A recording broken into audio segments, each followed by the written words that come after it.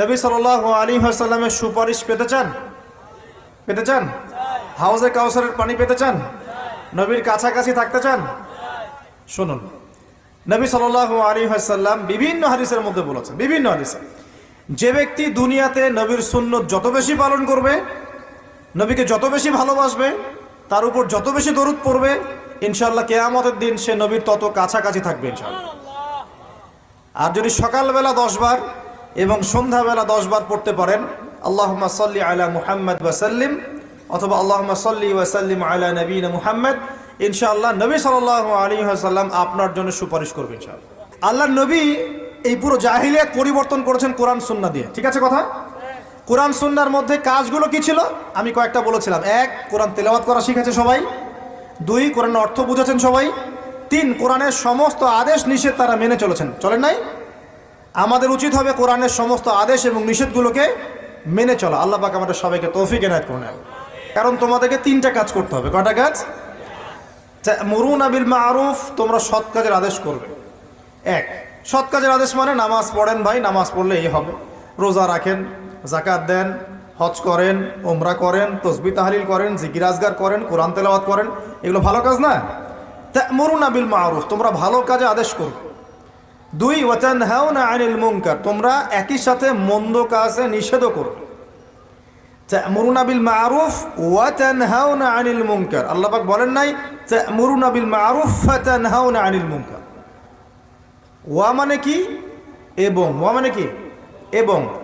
ইল্লাল্লাযীনা আমানু ওয়া আমিলুস সলিহাত, তারা নয় যারা ঈমান এনেছে এবং সৎ আমল করেছে। ওয়া তাওয়াসাউ বিল হক, এবং পরস্পরে সত্যের উপদেশ দিয়েছে। ওয়া তাওয়াসাউ বিস সাবর, এবং পরস্পরে হকের উপদেশ দেওয়ার পাশাপাশি ধৈর্যের উপদেশ দিয়েছে। এখানে ওয়া ওয়া ওয়া মানে এবং এবং এবং, মানে একই সাথে আপনাকে এগুলো 4টাই করতে হবে: ঈমান, আমল সালেহ, হকের দাওয়াত, সবর। এখানে আল্লাহ পাক কি বলছেন? কুনতুম খায়রা উম্মাহ উখরিজাত লিন-নাস তা'মুরুনা বিল মা'রুফ ওয়া তানহাউনা আনিল মুনকার, তোমরা সৎ কাজে আদেশ করবে এবং একই সাথে অসৎ কাজে কি করবে? নিষেধ। অসৎ কাজ কেমন? ভাই মিথ্যা কথা বলেন না, অসৎ কাজ, নিষেধ করলাম। ভাইয়া শিরিক করেন না, নিষেধ করলাম, অসৎ কাজ। সুদ খায়েন না, অসৎ কাজ না সুদ খাওয়া? জেনা করেন না, মাদকদ্রব্য সেবন করেন না, হ্যাঁ, নারী পুরুষের অবাধ মেলামেশায় যায় না, বেপর্দায় চলেন না। অন্যায় কাজেও তো নিষেধ করতে হবে নাকি? নাকি শুধু সৎ কাজে আদেশ করলে হবে? তাহলে কি হবে? যদি শুধু সৎ কাজে আদেশ করলেই হতো, তাহলে আমাদের নবী সাল্লাল্লাহু আলাইহি ওয়াসাল্লামের চেয়ে কি ভদ্র, নম্র, শ্রেষ্ঠ কোনো মানুষ পৃথিবীতে ছিল? আসবে? আছে? আপনি যদি নবীর জীবনী একবার পড়ে দেখেন, শুধু আর রাহিকুল মাকতুম বইটা পড়ে দেখেন, আল্লামা সফিউর রহমান মোবারকপুরী রহিমাহুল্লাহর বই, প্রায় 1182টা বইয়ের মধ্যে প্রথম পুরস্কার প্রাপ্ত বই। এই বইটা যদি পড়েন, জীবনী গ্রন্থ সিরাত নবী সাল্লাল্লাহু আলাইহি ওয়াসাল্লামের, দেখবেন আল্লাহর নবীকে সারা জীবনে কমপক্ষে 15টা গালি খেতে হয়েছে। কয়টা? এত ভালো মানুষের কেন গালি খেতে হলো? যিনি সবচেয়ে শ্রেষ্ঠ চরিত্রের অধিকারী, তাকে এতগুলো গালি কেন খেতে হলো? তাকে মানুষ বলেছে পাগল, নাউজুবিল্লাহ। মানুষ বলেছে মিথ্যাবাদী। মিথ্যাবাদী না, কাযযাব, মানে মহা মিথ্যাবাদী। কাযিব না, কাযযাব, মহা মিথ্যাবাদী। মানুষ বলেছে মজনুন, পাগল হয়ে গেছে। মানুষ বলেছে সাহের, জাদুকর। মানুষ বলেছে ফারিকুল জামাআ, জামাত বিভক্তকারী, ইত্যাদি। এরকম প্রায় 10টা থেকে 15টা গালি সারা জীবনে নবী সাল্লাল্লাহু আলাইহি ওয়াসাল্লামকে মানুষ দিয়েছে। তো সবচেয়ে শ্রেষ্ঠ মানুষকে কেন গালি খেতে হলো? নবী যদি সারা জীবন সৎ কাজে আদেশ করতেন, কেউ কি তার বিরুদ্ধে দাঁড়াতো কখনো? বলেন। আর সারা জীবনে তাকে মোট 16 বার হত্যা করার চেষ্টা করা হয়েছে। কতবার? কাবা ঘর যেদিন বিজয় হয়েছে, মক্কা বিজয়ের দিন, নবী সাল্লাল্লাহু আলাইহি ওয়াসাল্লাম তাওয়াফ করছেন। এই তাওয়াফ করা অবস্থাতেও একজন চাকু দিয়ে হামলা করার চেষ্টা করেছে, নবী ধরে ফেলেছেন। আরেকদিন নবী সাল্লাল্লাহু আলাইহি ওয়াসাল্লাম দেয়ালে হেলান দিয়ে বসে আছেন, বনু নজির গোত্রে। ছাদের উপর থেকে পাথর ফেলে তাদেরকে করার চেষ্টা করা হয়েছে। আরেকদিন নবী সাল্লাল্লাহু আলাইহি ওয়াসাল্লাম হিজরত করে যাচ্ছেন মক্কা থেকে মদিনায়। 100 উট দেয়া হবে যে নবীর মাথাকে নিয়ে আসতে পারবে জীবিত অথবা মৃত, ঘোষণা করে নাই? 100 উট কি কম কথা মনে করেছেন? 100টা উট দেয়া হবে যে নবীকে জীবিত বা মৃত নিয়ে আসতে পারবে। তাহলে বিশাল পুরস্কার না এটা? তো কেন তাকে হত্যা করার জন্য এত বড় পুরস্কার দেওয়া হলো? আরেকদিন নবী সাল্লাল্লাহু আলাইহি ওয়াসাল্লাম নামাজ পড়ছেন কাবা ঘরে, তার ঘাড়ের উপরে কাপড় বা চাদর রশি দিয়ে এবার পেঁচিয়ে তার গলায় ফাঁস দেওয়ার চেষ্টা করা হয়েছে। আর এটা তো আপনারা জানেনই যে নাড়ি ভুঁড়ি চাপিয়ে দেওয়া হয়েছে ঘাড়ের উপরে। আরেকদিন নবী সাল্লাল্লাহু আলাইহি ওয়াসাল্লাম মদিনায় বসে আছেন, মক্কা থেকে একজন ভাড়াটে খুনি গিয়েছে মদিনায় তাকে হত্যা করতে, চাকু তরোয়াল ভিতরে ছিল, নবীর সামনে গিয়ে বসেছেন, আর আল্লাহ পাক তাকে ওহির মাধ্যমে জানিয়ে দিয়েছেন এই ব্যক্তি কেন এসেছেন। সুবহানাল্লাহ, আল্লাহ পাক ওহির মাধ্যমে আগেই জানিয়ে দিয়েছেন এই কেন এসেছেন। নবী সাল্লাল্লাহু আলাইহি ওয়াসাল্লাম হাসছেন আর বলছেন, কি মক্কার হাতিমে বসে বসে আমাকে হত্যা করার পরিকল্পনা করেছিলে? ওই ব্যক্তির সাথে সাথে অস্ত্র ফেলে দিয়ে বলছে, আশহাদু আল্লা ইলাহা ইল্লাল্লাহ ওয়া আন্নাকা রাসূলুল্লাহ, আমি সাক্ষ্য দিচ্ছি আল্লাহ ছাড়া কোনো মাবুদ নয় আর আপনি আল্লাহর রাসূল। এই কথা তো আমি আর সেই ব্যক্তি ছাড়া কেউ জানে না, তো নিঃসন্দেহে এই ব্যক্তি রাসূল যাকে আল্লাহ পাক জানিয়ে দিয়েছেন। ওই ব্যক্তি মুসলমান হয়ে গেল, আলহামদুলিল্লাহ। এরকম প্রায় 16 বার নবী সাল্লাল্লাহু আলাইহি সাল্লামকে মানুষ হত্যা করার চেষ্টা করেছে। কেন? যদি সারা জীবন তিনি ফজিলতের কথা বলে বেড়াতেন, সৎ কাজের আদেশ করতেন, মানুষ কি তার শত্রু হতো? যখন তিনি সৎ কাজে আদেশের সাথে সাথে অন্যায় নিষেধ করা শুরু করেছেন, তখন মানুষ তার শত্রু হয়ে গেছে। আর আপনি আমি যদি এই যুগে ওই দাওয়াতি কাজ করতে চাই, একই পরিণতি বরণ করতে হবে, কোনো বিকল্প কিছু নাই। আর হ্যাঁ, যদি আমরা গোলালু মার্কা দাওয়াত শুরু করি, মানে সব তরকারিতে চলে, যখন যেখানে যাব সেই রূপে দাওয়াত হবে, তাহলে জীবনেও কোনো সমস্যা আসবে বলে মনে হয় না। তো ওইদিকে ভিতরে না যাই। নবী সাল্লাল্লাহু আলাইহি ওয়াসাল্লাম যে যুগে ছিলেন ওই যুগে শিরক ছিল, ওই যুগে সুদ ছিল, ওই যুগে মাদকদ্রব্যের ব্যাপক প্রচলন ছিল, ওই যুগে মেয়েদের অধিকার দেওয়া হতো না খুব বেশি, মেয়েদেরকে জীবন্ত কবরও দেওয়া হয়েছে শিশু বাচ্চাকে। আর বৈবাহিক তেমন কোনো অধিকার ছিল না, সম্পত্তির অধিকার খুব একটা দেওয়া হতো না, বেহায়াপনা ছিল, অশ্লীলতা ছিল, ব্যভিচার ছিল। আর সবচেয়ে বড় সমস্যা ছিল গোত্রীয় হানাহানি, মানে ভাইয়ে ভাইয়ে যে হানাহানি, এই সমস্যাগুলো নিয়ে আইয়ামে জাহেলিয়াত ছিল। এখন এই আইয়ামে জাহেলিয়াত অজ্ঞতাগুলো দূর করার জন্যে আল্লাহ পাক নাজিল করলেন কি? আল কোরআন। কোন মাসে? এই রমজান মাসে। যেই রমজান সম্পর্কে নবীজি বলছেন, যে ব্যক্তি রমজান পেয়েছে কিন্তু নিজের গুনাহ মাফ করাতে পারলো না, সে ধ্বংস হয়ে যাবে। কারণ রমজান মাসে সবচেয়ে প্রেশিয়াস জিনিসটা কি ভাই বলেন? কোরআন নাজিল হওয়া। তাহলে আসন্ন রমজানে কি আমরা কোরআন খতম করতে পারবো ইনশাআল্লাহ? ওয়াদা করছি ইনশাআল্লাহ। ইনশাআল্লাহ কোরআন পড়তে পারি তো সবাই ইনশাআল্লাহ। আল্লাহর ওয়াস্তে প্রত্যেক মুসলমান নিজের উপরে কোরআন শেখাটাকে ফরজ করে নেবেন ইনশাআল্লাহ। নবী বলেন নাই সাল্লাল্লাহু আলাইহি ওয়াসাল্লাম, তালাবুল ইলমি ফরিদা আলা কুল্লি মুসলিম, প্রত্যেক মুসলমানের উপর জ্ঞান অর্জন করা কি ফরজ। আল্লাহ পাক প্রথম কোন আয়াত নাজিল করেছেন? ইকরা বিসমি রাব্বিকাল্লাযী খালাক, পড়ুন আপনার রবের নামে যিনি আপনাকে সৃষ্টি করেছেন। মানে যেই জ্ঞান আপনাকে আল্লাহর দিকে নিয়ে যাবে সেই জ্ঞান অর্জন করা আপনার জন্য ফরজ। আর যেই জ্ঞান আপনাকে আল্লাহ থেকে দূরে নিয়ে যায়, শয়তানের দিকে নিয়ে যায়, সেই জ্ঞান কি অর্জন করা ফরজ? আল্লাহ রাব্বুল আলামিন আমাদের সবাইকে কোরআন পড়ার তৌফিক দান করুন, অর্থটাও বোঝার তৌফিক দান করুন, এবং আসন্ন রমজান মাসে কোরআন খতম করার তৌফিক আল্লাহ পাক দান করুন। তো এটা হলো দ্বিতীয় 2 নম্বর সিঁড়ি। যে ব্যক্তি রমজান মাস পেয়েছে, গুনাহ মাফ করাতে পারলো না, ধ্বংস হয়ে যায়। রমজান মাসে কি আমরা সারা রাত জেগে ইউটিউব দেখবো না ফেসবুক চালাবো? নাকি কোরআন পড়বো, তাহাজ্জুদ পড়বো, তারাবি পড়বো? এগুলো করবো না ইনশাল্লাহ। দেখেন আগেকার যুগের মানুষেরা যারা ছিলেন সালফে সালেহিন, তারা রমজান মাস আসার 6 মাস আগ থেকেই প্রস্তুতি গ্রহণ করতেন যে কিভাবে রমজান কাটাবো। আর আমাদের কিন্তু এই মার্চ মাসেই রমজান শুরু হবে ইনশাল্লাহ। আল্লাহ পাক আমাদের সবাইকে রমজানকে কাজে লাগানোর তৌফিক দান করুন, এবং আমাদের হায়াতকে আল্লাহ পাক দীর্ঘ করেন, যাতে করে আমরা রমজান পেয়ে যাই ইনশাআল্লাহ। আমিন। তৃতীয় সিঁড়িতে নবী সাল্লাল্লাহু আলাইহি ওয়াসাল্লাম দাঁড়িয়েছেন এবং বলছেন আমিন। এখন সাহাবীরা বলছেন, কেন ইয়া রাসূলুল্লাহ? বলেন সাল্লাল্লাহু আলাইহি ওয়াসাল্লাম। নবীজি বলছেন, যখন আমি তৃতীয় সিঁড়িতে ছিলাম তখন জিবরাইল আলাইহিস সালাম এসে আমাকে বলেছেন, সেই ব্যক্তি ধ্বংস হোক। কোন ব্যক্তি ধ্বংস হোক? যে বা যার সামনে নবী সাল্লাল্লাহু আলাইহি ওয়াসাল্লামের নাম উচ্চারিত হয়েছে, সে নবীর নাম শুনেও দরুদ পাঠ করে নাই, সে ধ্বংস হয়ে যাক। এটা কি বদদোয়া না? তাহলে আমরা নবীর নাম শুনে কি দরুদ পড়বো কি পড়বো না? নবীর নাম যখনই শুনবো এতটুকু বলবো, কমপক্ষে বলবো কি সাল্লাল্লাহু আলাইহি ওয়াসাল্লাম। আপনি কি নবী সাল্লাল্লাহু আলাইহি ওয়াসাল্লামের সুপারিশ পেতে চান? পেতে চান?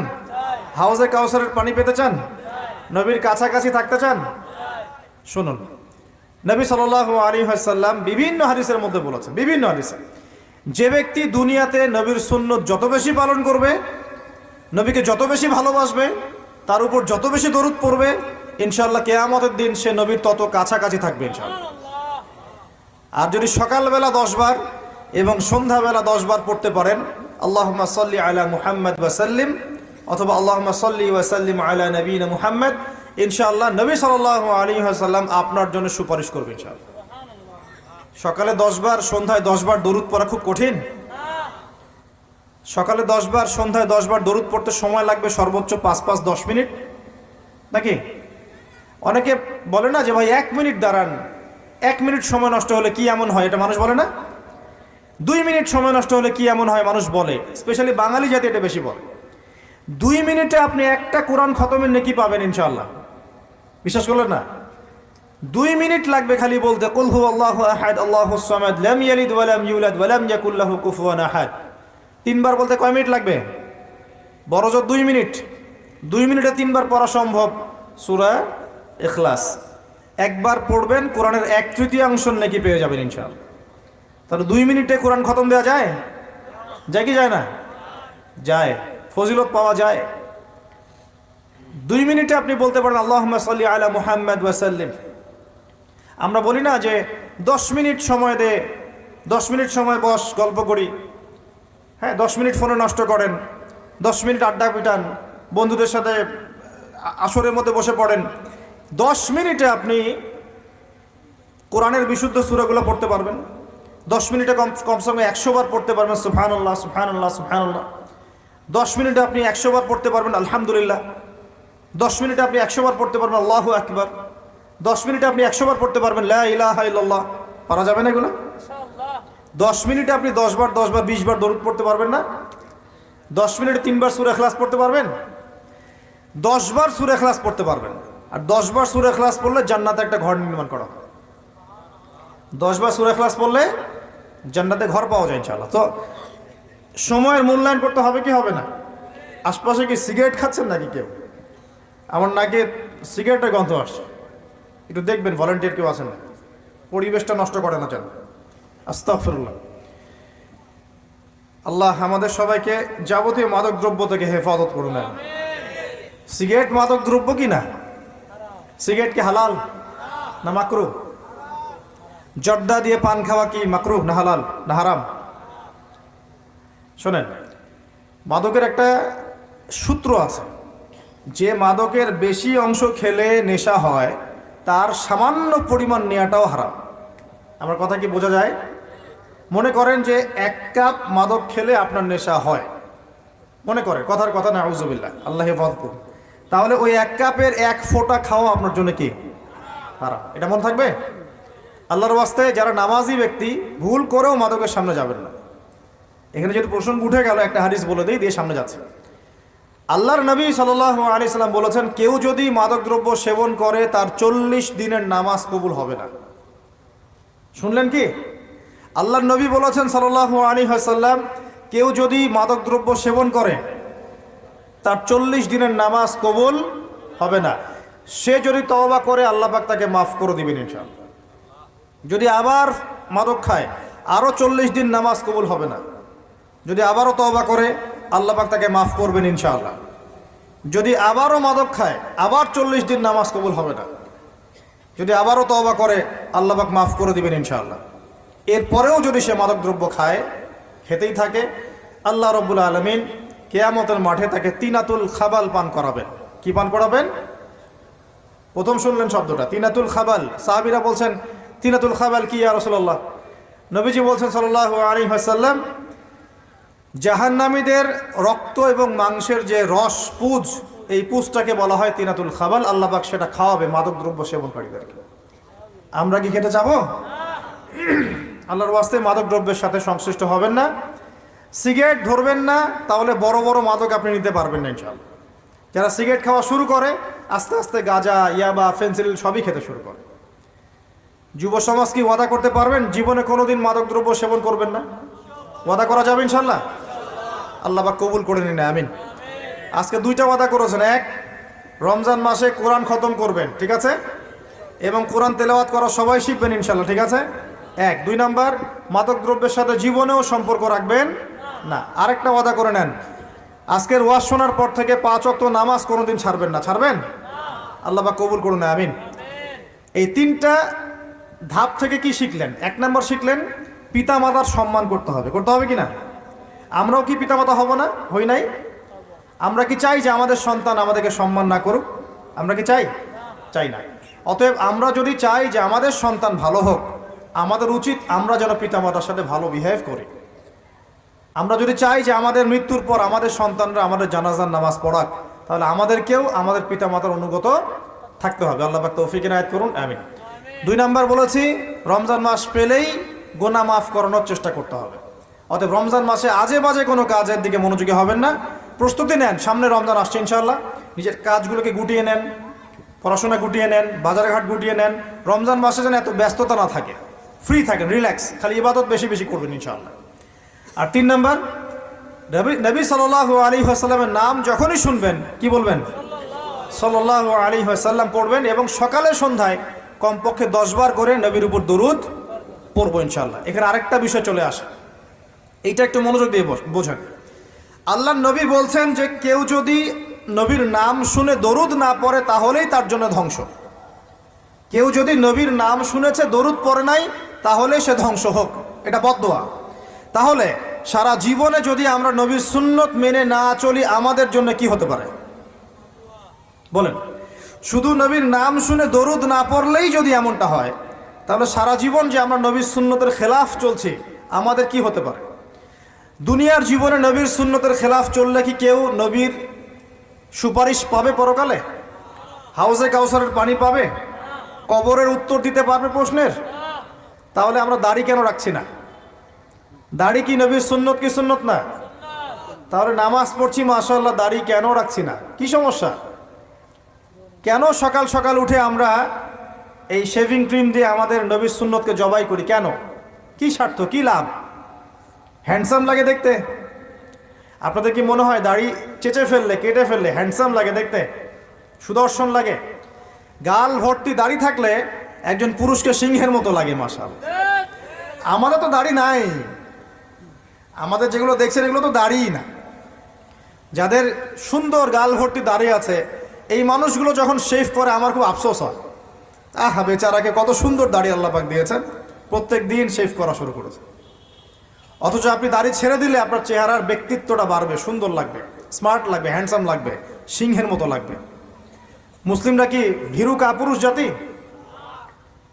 আলী রাদিয়াল্লাহু আনহুর চেহারা দেখলে মানুষ, যখন যুদ্ধের মাঠে তার চেহারা দেখলে মানুষ ভয় পেয়ে যেত। যুদ্ধের মাঠে তার চেহারা দেখলে মানুষ ভয় পেয়ে যেত। দাড়ি, ফুল দাড়ি, ছেড়ে দেয়া দাড়ি, এবং তিনি যখন গর্জন করতেন যুদ্ধের মাঠে, যে প্রতিপক্ষ যখন থাকতো আহ্বান করতেন, কে আছে সামনে আসো, সাহস থাকলে আমার সামনে। এই গর্জন শুনেই মানুষ ভয়ে তার সামনে আসতো না। খালিদ বিন ওয়ালিদ রাদিয়াল্লাহু আনহু যুদ্ধের মাঠে তার গর্জন শুনেই মানুষ সামনে আসতো না। কাকা রাদিয়াল্লাহু আনহু তিনি একাই 10 জন 20 জনের সাথে লড়াই করতে পারতেন। বলা হতো যে যে সেনাবাহিনীর মধ্যে কাকা রাদিয়াল্লাহু আনহু আছে, ওই সেনাবাহিনী কখনো পরাজিত হয় না, বলা হতো। এটা প্রবাদ ছিল। তাদের গাল ভর্তি দাড়ি ছিল না। সাহাবীরা কি শেভ করতেন? কোনোদিন দেখেছেন কোন হাদিসের মধ্যে সাহাবীরা শেভ করেছেন? তারা নবীর সুন্নতটা কি আগে নিজের দেহে আনতে হবে না? নিজের দেহে যদি সুন্নত না আনতে পারি, মানুষকে সুন্নত শেখাতে পারবো? ওয়াদা করা যাবে এখন যে আমরা ইনশাল্লাহ দাড়ি শেভ করবো না? ওয়াদা করা যাবে? দাড়ি রাখলে চাকরি পাবেন না? রিজিক কার হাতে? না না, রিজিক তো দাড়ির হাতে মনে হচ্ছে। দাড়ি রাখলে যদি চাকরি চলে যায়, তার রিজিক কার সাথে সংশ্লিষ্ট হলো? রিজিকের মালিক কে? আপনাকে আল্লাহ পাক যতটুকু রিজিক দিয়েছেন তাকদিরে লেখা আছে না? তাকদিরে লেখা আছে না? তাকদিরে লেখা আছে যেটা, সেটা কি আপনি না খেয়ে মরবেন নাকি? যদি আপনার তাকদিরে থাকে যে আপনি 50 বছর বাঁচবেন, আর 50 বছরে আপনি 500 মণ চাল খাবেন, কথার কথা, ওই চালের এক দানা বাকি থাকতে আপনি মরবেন? মরবেন না। তাহলে রিজিক কি আমার সাথে সম্পৃক্ত না আল্লাহর সাথে সম্পৃক্ত? এই বিশ্বাসটা করতে হবে। তো দাড়ি রাখলে কি মেয়েরা পছন্দ করবে না নাকি? বলেছে যে বিয়ে করবো না দাঁড়িয়ে রাখলে? এমন কথা বলেছে? যদি কোনো মেয়ে এরকম কথা বলে, ওই মেয়েকে বিয়েই করার দরকার নেই আপনার। যদি কোনো মেয়ে আপনাকে বলে যে দাড়ি রাখলে ভালো লাগে না, শেভ করতে হবে, না হলে বিয়ে হবে না, বিয়ে করব না, ওই মেয়েকে বিয়ে না করাই উচিত আপনার। ওর তো মানে আপনাকে বিয়ে করার যোগ্যতাই হয়নি, ওর তো যোগ্যতাই হয়নি আপনাকে বিয়ে করার। সে তো দাড়ি নিয়ে প্রশ্ন তুলছে। যে মেয়ে বলবে যে নবীর সুন্নত আছে এজন্য আপনাকে পছন্দ করি, তখন বুঝবেন যে হ্যাঁ এই মেয়ের মধ্যে ভালো কিছু আছে। যেই মেয়ে দেখবে যে আপনি নামাজি কিনা, যেই মেয়ে দেখবে আপনি নামাজি কিনা, দাড়ি আছে কিনা, ইমানদার কিনা, দিনের জন্য কিছু করেন কিনা, হালাল, আর যেই মেয়ে আপনাকে দেখবে আপনার কত বড় সম্পত্তি, কতটা বড় জমি, কত বড় চাকরি, সুদ খান কিনা ওর কোনো আসা যায় না, টাকা হইলেই হইল, এগুলোকে ঘরে ঢুকালে অশান্তি আর অশান্তি। কি চাচ্ছেন, শান্তি না অশান্তি? নবী সাল্লাল্লাহু আলাইহি ওয়াসাল্লাম বলেছেন দিনদারিতা দেখে মেয়েদেরকে বিয়ে করো। কি দেখে? একই বিষয় ছেলেদের জন্য মেয়েদের জন্য সেম। ছেলে দেখতে হবে দিনদার কিনা, মেয়ে দেখতে হবে দিনদার কিনা, পর্দা করে কিনা, দিনদারিতা আছে কিনা। দুনিয়ার এই ছোটোখাটো বিষয় যদি দেখেন, তুচ্ছ বিষয়গুলো, একদিন না একদিন আপনি পস্তাবেন কিন্তু। আর যদি আপনি দিনদারিতা দেখেন, ইনশাল্লাহ আপনি কোনোদিন পস্তাবেন না ইনশাআল্লাহ। আল্লাহ পাক তৌফিক দান করে নেন। এটা একটা বড় সিদ্ধান্ত জীবনের। এই সিদ্ধান্তে যদি ভুল করে ফেলেন সারা জীবন পস্তাতে হবে। অতএব এখানে বেশি আবেগে ফ্যান্টাসিতে ভুগবেন না। ঠান্ডা মাথায় দিনদারিতাকে অগ্রগণ্য করে আপনি ছেলে দেখবেন বা মেয়ে দেখবেন ইনশাআল্লাহ। আর গার্ডিয়ান যারা পরিবারের পিতামাতা আছেন তাদেরকেও বলবো দুনিয়ার এই বিষয়গুলোকে বেশি প্রাধান্য দিতে যাবেন না। কত বড় চাকরি করে, কত বড় জমির মালিক, কত বেশি টাকা, এগুলো পরের বিষয়। আগের বিষয় হচ্ছে আপনার ওই জামাই দিনদার কিনা, আগের বিষয় হচ্ছে তার মধ্যে ইসলাম আছে কিনা, শুরুর বিষয় হচ্ছে আপনার ওই মেয়ের মধ্যে দিনদারিতা আছে কিনা। এটা নসিহত করে গেলাম। যদি আপনি বুদ্ধিমান হন তাহলে আমার নসিহত গ্রহণ করবেন ইনশাআল্লাহ তাআলা, না হলে কিন্তু সারা জীবন পস্তাতে হবে। যারা বেদিন জামাই বিয়ে করেছে আর বেদিন মেয়ে বিয়ে করেছে তারা বুঝবে যে আমার কথার মর্ম কতটুকু। তারা এখন ইচ্ছা করেও লাইনে আনতে পারছে না। পারছেন? ওই যে বলছে বিয়ের পরে ঠিক হয়ে যাবে, এত সহজ? এটা কি সুইচ টিপ দিলে ঠিক হয়ে যাবে? মানুষের মনটা খুব জটিল একটা বিষয়। এত সহজেই মানুষের মন চেঞ্জ হয় না। হয় ইল্লা মাশাআল্লাহ, আল্লাহ চাইলে হয়। কিন্তু যদি মনে করেন যে পর্দা করে না, বিয়ে করি তারপর পর্দা করবে, করাই নিব, বানাই নিব, নিজের মতো গড়ে নিব, এত সহজ নয়। পরে দেখবেন সেই মেয়ে আপনার দাড়ি শেভ করা ফেলছে, করতে পারে না, আপনাকে পেরেশানিতে ফেলবে। সবার এত টাকা, তোমার টাকা নাই। এই যুগে একটু সুদ খেলে কি হয়, সমিতিতে নাম লেখালে কি হয়, সুদের লোন নিলে কি হয়, সবার একতলা বাড়ি, আমার কেন, সবার 4-5 তলা বাড়ি, আমার কেন একতলা থাকবে, নাও লোন নাও বাড়ি করি। আপনার স্ত্রী আপনাকে এদিকে ইনফ্লুয়েন্স করবে, করবে না? করবে। এভাবে তো বহু পরিবারের কর্তা দিন দিন হার্ট স্ট্রোক করে মারা যাচ্ছে। টেনশন, পারিবারিক অশান্তি। অতএব দিনদারিতাকে প্রাধান্য দেন ইনশাআল্লাহ। দিনদারিতার সৌন্দর্য কখনো শেষ হয়ে যাবে না ইনশাআল্লাহ। আল্লাহ পাক তৌফিক এনায়েত করুন। আমিন। প্রিয় ভাইরা, আলোচনা একটা বড় অংশে এবার আসছি, এদিকে খেয়াল করেন, একটু মনোযোগ দিতে হবে। এখন থেকে আমরা একটু গুরুত্বপূর্ণ জায়গায় যাব। নবী সাল্লাল্লাহু আলাইহি ওয়াসাল্লামের সুন্নতের উপর আমল না করলে আমরা কি জান্নাত পাবো কি না? আর নবীর সুন্নত কি শুধুমাত্র ইবাদত বন্দেগীর ক্ষেত্রে করলেই হবে, না জীবনের সব ক্ষেত্রে করতে হবে? আমার সাথে কথা বলেন। নবীর সুন্নত কি শুধু ইবাদত বন্দেগীতেই করব, নাকি জীবনের সব ক্ষেত্রে করব? আল্লাহর নবী সাল্লাল্লাহু আলাইহি ওয়াসাল্লাম মাত্র 23 বছরে আইয়ামে জাহিলিয়াতকে সরিয়ে দিয়েছেন কি দেন নাই? আইয়ামে জাহিলিয়াতের শিরিক, ওখানকার আপনার সুদ, ওখানকার আপনার জেনা, ওখানকার মাদক, ওখানকার গোত্রীয় হানাহানি 23 বছরের মধ্যে পরিবর্তন হয়েছে কিনা? যখন মক্কা বিজয় হয়েছে তখন কি ওই মক্কার মধ্যে কোনো শিরিক ছিল, কোনো মূর্তি পূজা ছিল, কোনো সুদ ছিল, কোনো মেয়ের সাথে খারাপ আচরণ করা হয়েছে, কোনো ধর্ষণ হয়েছে, কোনো ব্যভিচার, গোত্রীয় হানাহানি, না সবাই ভাই ভাই হয়ে গেছে? 23 বছরের মধ্যে আল্লাহর নবী কি এমন করলেন যাতে একটা অন্ধকারাচ্ছন্ন সমাজ আলোকিত হলো? কি এমন করলেন কে বলতে পারবেন? 23 বছরের মধ্যে আল্লাহর নবী কি এমন করলেন? তিনি কি কোনো জাদু করেছেন? তিনি কি মানুষকে বশ করেছেন? তিনি কি আল্লাহর ফেরেশতাদেরকে দিয়ে জোর করে মানুষকে দিনের দিকে নিয়ে আসছেন? তিনি কি মানুষের গলায় ছুরি ধরে ইসলাম কবুল করিয়েছেন? এই কোনো কাজে আমাদের নবী মুহাম্মদ সাল্লাল্লাহু আলাইহি ওয়াসাল্লাম করেন নাই। করেছেন? বরং তিনি মানুষের কলব, মানুষের হৃদয়টাকে পরিবর্তন করে দিয়েছেন। বলেন সুবহানাল্লাহ। মানুষের হৃদয়ের মধ্যে আগে কুফর ছিল, আল্লাহর নবী সেখানে ঈমান ঢুকিয়ে দিয়েছেন। মানুষের হৃদয়ের মধ্যে আগে শিরক ছিল, আল্লাহর নবী সেখানে তাওহীদ ঢুকিয়ে দিয়েছেন। মানুষের হৃদয়ের মধ্যে আগে হারাম ছিল, নবী সাল্লাল্লাহু আলাইহি ওয়াসাল্লাম হালাল ঢুকিয়ে দিয়েছেন। মানুষ আগে বস্তুবাদী ছিল, দুনিয়া কেন্দ্রিক ছিল, আল্লাহর নবী মানুষকে পরকালমুখী করেছেন। মানুষ আগে আল্লাহকে চিনত না, আল্লাহর নবী মানুষকে আল্লাহকে চিনিয়েছেন। মানুষের কবর, হাসর, জান্নাত, জাহান্নাম নিয়ে এত চিন্তা ছিল না, আল্লাহর নবী তাদেরকে পরকালীন জীবন সম্পর্কে সচেতন করেছেন। করেন নাই? কিভাবে করেছেন? উত্তর, নবী সাল্লাল্লাহু আলাইহি ওয়াসাল্লাম দুইটা উৎস দিয়ে করেছেন। কয়টা উৎস ভাই? এক নাম্বার আল্লাহর কিতাব মানে আল কোরআন, দুই নাম্বার নবীর সুন্নত মানে কি? হাদিস। আমার সাথে কথা বলেন। এক নাম্বার কি? আল্লাহর কিতাব মানে কি? আল কোরআন। দুই নাম্বার নবীর সুন্নত মানে হাদিস। এই কোরআন এবং হাদিসকে কেন্দ্র করে মাত্র 23 বছরে নবী সাল্লাল্লাহু আলাইহি ওয়াসাল্লাম পুরো জাহিলিয়াতের চিত্রই পাল্টে দিয়েছেন। পাল্টে দিয়েছেন কিনা?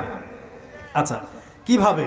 উত্তর, নবীজি এবং সাহাবীরা সর্বপ্রথম তারা সবাই কোরআন তেলাওয়াত করা জানতেন, এক নাম্বার। ঠিক আছে?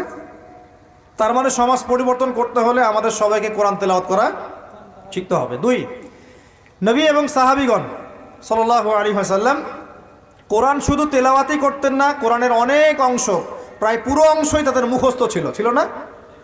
তাহলে আমাদের কোরআন মুখস্থ করা লাগবে কিনা? পুরো অংশ না পারি, অল্প একটু করা লাগবে কিনা? অথবা এতটুকু না পারি, এক পারা পারবো কিনা? এক পারাও না পারি, নামাজের জন্য উপযুক্ত সূরাগুলো মুখস্থ করতে পারবো কিনা? পারবো না? সারা জীবনে কম পড়াশোনা করেছি? প্রচুর পড়াশোনা করেছেন, তাহলে কোরআনের ক্ষেত্রে কেন পিছিয়ে থাকবো? থাকা যাবে? যাবে না।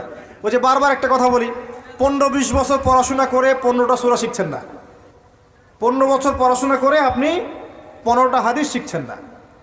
শিখেছেন? 15 বছর পড়েছেন, 10 জন জান্নাতের সার্টিফিকেট প্রাপ্ত সাহাবীর নাম বলতে পারছেন না। নবীজির 10 জন স্ত্রীর নাম বলতে পারছেন না, তার জীবনী বলতে পারছেন না, ঈমান ভঙ্গের কারণগুলো বলতে পারছেন না, কোনো কোনো ক্ষেত্রে ওযুর মাসআলাগুলোও বলতে পারছেন না, কোনটা ফরজ কোনটা সুন্নাত। এমন আছে না? এবং এদের সংখ্যা কি কম না বেশি? এদের সংখ্যা কোটি কোটি, এমন কোটি কোটি মানুষ আছে বাংলাদেশের মাটিতে। আমরা সবাই মাশাআল্লাহ দুনিয়াবি ক্ষেত্রে শিক্ষিত হয়েছি ঠিকই, কিন্তু দিনের বেসিক জিনিসগুলো শিখি নাই। আপনি দেখবেন, আমি দেখাবো। কে আছেন বলেন জান্নাতি 10 জন সাহাবীর নাম বলতে পারবেন? একজন ব্যক্তি দাঁড়ায় যান দেখি। যদি বলতে পারেন, আমার পক্ষ থেকে নগদ 1000 টাকা পুরস্কার। জান্নাতি 10 জন সাহাবী, এই দুনিয়াতেই তারা জান্নাতের সার্টিফিকেট পেয়েছেন। আল্লাহ নবী বলেছেন তুমি জান্নাতি, তুমি জান্নাতি, তুমি জান্নাতি। 10 জন বলতে পারবেন কেউ? কিন্তু বিশ্বাস করেন, আমি যদি এখন ধরি, কোনো পুরস্কার দিব না, 1 টাকাও হাদিয়া নাই। আমাকে বলেন বাংলাদেশ ক্রিকেট টিমের 10টা প্লেয়ারের নাম বলেন, সবাই বলতে পারবে। পারবে না? 10 জন ইন্ডিয়ান নায়কের নাম বলতে বলেন, পারবে। 10 জন ইন্ডিয়ান নায়িকার নাম বলতে পারেন, পারবে। 10 জন আর্জেন্টিনার প্লেয়ারের নাম বলতে পারেন, পারবে। 10টা ব্রাজিলের প্লেয়ারের নাম জিজ্ঞাসা করেন, পারবে। এগুলো পারবে তারা। পারবে কি না? সত্যি কথা বলেন, পারবে কি না? অবশ্যই পারবে। 10টা বাংলা সিনেমার নাম বলেন, পারবে। 10টা হিন্দি সিনেমার নাম বলেন, পারবে। পারবে কি না? সত্যি কথা বলেন, পারবে কি না? অবশ্যই পারবে। না পারলে তো আলহামদুলিল্লাহ, আপনার জন্য দোয়া থাকবে যে পারেন নাই। কিন্তু বেশিরভাগ ছেলে পেলেই পারবে, বেশিরভাগ মেয়েই পারবে। মেয়েদেরকে জিজ্ঞাসা করেন 10টা সুন্দরী মেয়ের নাম বলো, ভারতের, পশ্চিমের, হ্যাঁ, সিনেমার, নাটকের, গায়কের, গায়িকার 10টা সুন্দর সুন্দর মেয়ের নাম বলো, বলে দিবে। পারবে না? জিজ্ঞাসা করেন আজকে গিয়ে যে 10 জন জান্নাতের সার্টিফিকেট প্রাপ্ত 10 জন সাহাবীর নাম কি, দেখবেন বেশিরভাগই বলতে পারবে না। এই বিষয়টাকে আপনি কি মনে করছেন? বিগত 10, 20, 30 বছর থেকে আমরা দেখছি যে একটা অসুস্থ প্রজন্ম তৈরি হয়েছে। অসুস্থ প্রজন্ম। কিরকম অসুস্থ? দিনের জ্ঞান অর্জনের কোনো ফিকির করে না, সারাদিন দুনিয়ার জ্ঞান অর্জন নিয়ে পড়ে আছে। এর উদ্দেশ্য একটা সার্টিফিকেট অর্জন করে চাকরি পাওয়া। উদ্দেশ্য এটাও না যে এই জ্ঞান দিয়ে সে দেশ ও জাতির খেদমত করবে, এটা উদ্দেশ্য না। অসুস্থ প্রজন্ম। জিজ্ঞাসা করবেন, ইসলামের বেসিক জিনিসগুলো জানে না, বাইরের বড় বড় জ্ঞান তার জানা আছে, পুরো পর্যায় সারণী মুখস্থ কেমিস্ট্রির। 10 জন সাহাবীর নাম বলতে পারবে না, 10 জন নবীর নামও বলতে পারছে না। 10টা সূরা ধরলে প্যান্ট খারাপ হয়ে যাবে।